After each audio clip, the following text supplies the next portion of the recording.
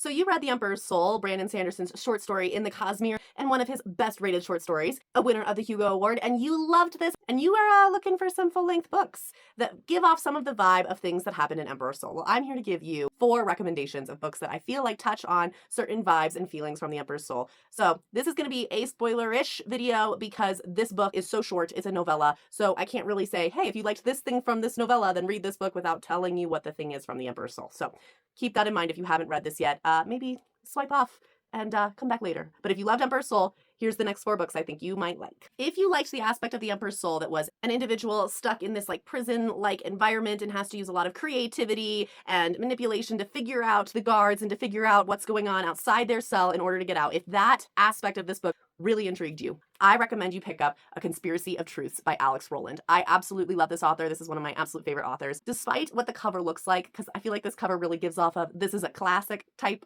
book, this is comedy. This is a lot of funniness and a lot of humor. Instead of, like with Emperor's Soul, we have a young adult woman in this book. This story, we have a really old guy who's put in a similar position of being trapped and having to use his creativity and storytelling abilities to get in the heads of his captors. And it is super, super hilarious, super funny, and I really, really enjoy this. If you also like having, stories within stories, and that kind of aspect, really hits true. So my biggest recommendation would be A Conspiracy of Truths. If you liked the somewhat necromantic abilities of all of those like bone soldiers towards the end of The Emperor's Soul when they come to attack our main character, and you liked kind of that battle scene between her and these bone creatures, and you're like, ooh, like that's just such a cool vibe, like these bone creatures attacking, I recommend you try Gideon the Ninth. Now this is going to be a lot more difficult read. This is a author who definitely challenges you as a reader to sometimes have to reread things a couple times because there's a complexity in this writing, which is really awesome actually. It's a really fascinating story, and definitely, as you can tell with the main picture on the front, we've got necromantic abilities going on, and we've got a lot of those like attack of the bone creatures kind of vibe that comes in with Gideon the Ninth. So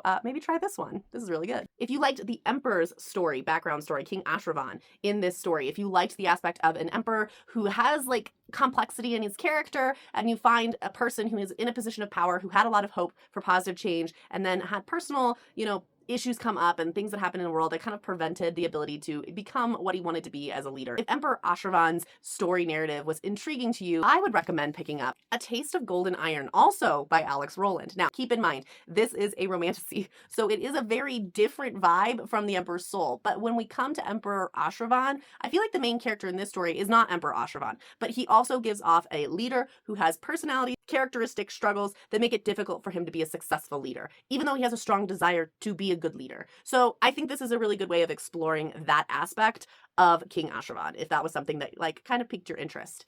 Additionally, if you liked in The Emperor's Soul the aspect of very little gender judgment discrimination, where it really felt like everyone was kind of balanced. There were male and female guards, there were male and female leaders in the Empire. We're not really seeing a sexist nature come through in this. There's a balance in this, which is really nice, where characters don't like each other not because of any sexism issues, but because of, what they're choosing to do with their lives outside of that. If that also intrigued you, again, A Taste of Golden Iron is going to hit on that aspect because we really do strip the judgment for gender from this world. That's really nice. So you'll have male and females in powers of position, you'll have male and female warriors, and it's just normal. It's just the normalcy of this universe, and I really liked that as well. So I would give this book a try. And lastly, if you really just enjoy Brandon Sanderson's writing and you would like some more short stories by Brandon Sanderson that are not Cosmere related because you really liked this and you want to see what else Brandon Sanderson can do with short stories, but you know that the Arcanum Unbounded has a ton of short stories directly linked to the Cosmere, so you have to be careful about what you read and when in this book, I would recommend Tailored Realities by Brandon Sanderson. This is a collection of non-Cosmere related Brandon Sanderson short stories,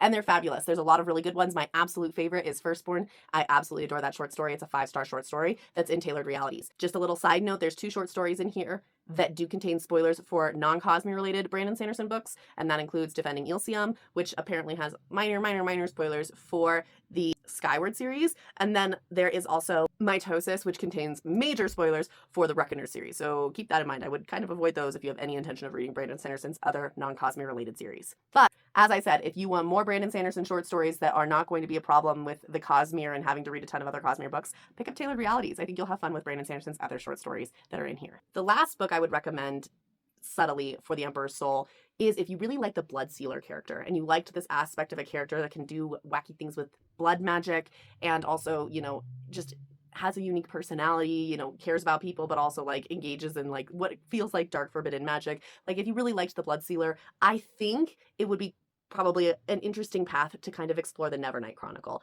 Again, really different vibe. So this is like my like most subtle of like recommendations, but this one definitely has some of those creepy characters like the Bloodsealer was. Characters that do blood manipulation do exist in this chronicle, and so maybe give that one a try. Again, a very different vibe in some ways, but we do still have a young adult female character who's a boss and who's capable of doing a lot of really nefarious behaviors and is really intelligent. So maybe try out the Nevernight Chronicle. So those are my book recommendations off of if you really liked The Emperor's Soul. I cannot preface enough though, the closest book that I think that you should read if you really like just the full aspect of The Emperor's Soul is to read A Conspiracy of Truths. This one, it's the one that reminds me the most of The Emperor's Soul, and I think it's the best book. If you really loved this, I think you'll really like this book. So don't judge the cover too harshly. If the cover's being a problem for you, please don't judge it too harshly. This is a really, really funny, really good book. Keep reading what you love, and I will see you next time.